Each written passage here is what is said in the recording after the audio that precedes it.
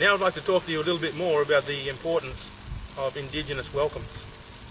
When we say welcome to country, it means welcome to Wiradjuri country or Yorta Yorta country, whatever that might be. It doesn't mean welcome to the nation of Australia as a whole country. Our country is our tribal land and our language area, of which there are many throughout Australia. My understanding of the importance of welcomes is summed up in the next 2 points. The first of which is protocol.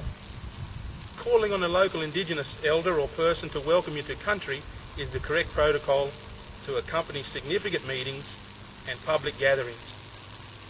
Often at such gatherings, important guests and dignitaries are welcomed by the local person or an MC for the meeting, while the necessity of being welcomed to the land on which the town or city is on is ignorantly or slightly overlooked. Too often we remember the physical and material but forget the importance and significance of the spiritual. Welcome to country is about respect and recognition. It is of vast importance to Aboriginal people and therefore should be of some importance to all Australians. Now, when we recognise the traditional custodians of this land, we're saying that you're still here, that you still mean something, and it's important. Also being aware that it's important to respect each other and respecting the land on which we are created from, and this honours the Creator, which results in blessing. The second of my points also here is a moral one. Being welcomed to country and acknowledging country in meetings and gatherings is also the right moral thing to do, regardless of your particular political stand or even religious or spiritual stand. You know, we wouldn't think of entering someone's house without first being welcomed at the door, and perhaps once inside, wouldn't dare to disrespect the person, their family members, or the contents of the home. Well, underneath the progress of all this asphalt and steel and concrete is earth. And that earth is what we are made from and where we come from and where we go back to. This is important. Aboriginal people come from here and are still custodians of this land. And while we may not be the mayor or a local corporate CEO, we still have an important role and responsibility in the regards of welcoming visitors and people to our country. Okay, some of the more common questions that we get asked about the importance of welcome to country is, what if there's not a local Indigenous person? Who will do the welcome, or what will take place? My suggestion is that if there's not a local Indigenous elder or person that was willing to do the welcome to country for you, then the next best thing would be to have someone from your group or an Indigenous person that isn't from that area perhaps that lives there, and for them out of respect to acknowledge the traditional owners. That, in my mind, would be the next best thing that we could do. There's a significant difference.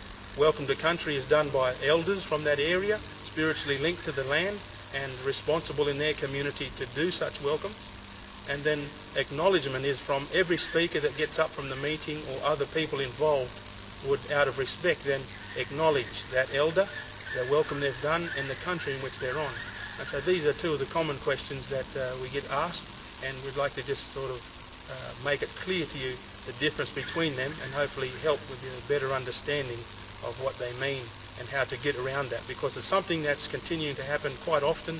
Departmental meetings and gatherings of people seeking always to do the right thing, the respectful thing, and welcome the country or acknowledge country when they get up to speak at such gatherings. One of the other questions we faced in regards to welcome to country and acknowledgement is, if I'm in a group and we'd like to make a decision to acknowledge country, what should I say?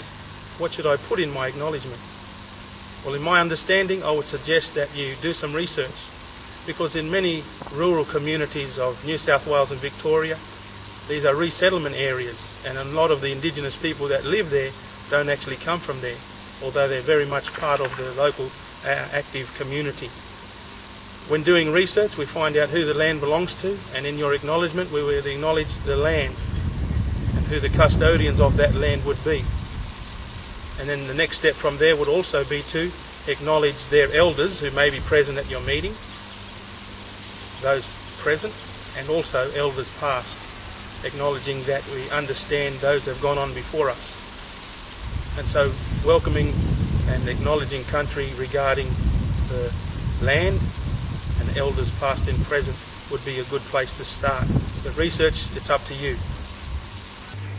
Okay, the final thought I'd like to leave with you today is the reason why we're doing this video.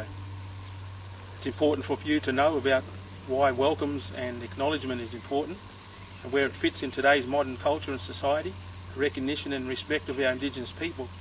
But there's another reason, and that is to get something that's on disc, that's on paper, something that's a legacy that we can leave behind for future generations to look at, to study, to have as a resource.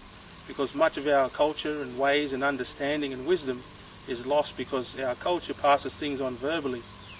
And if we don't share the stories and the information and the wisdom, then it all too often gets lost.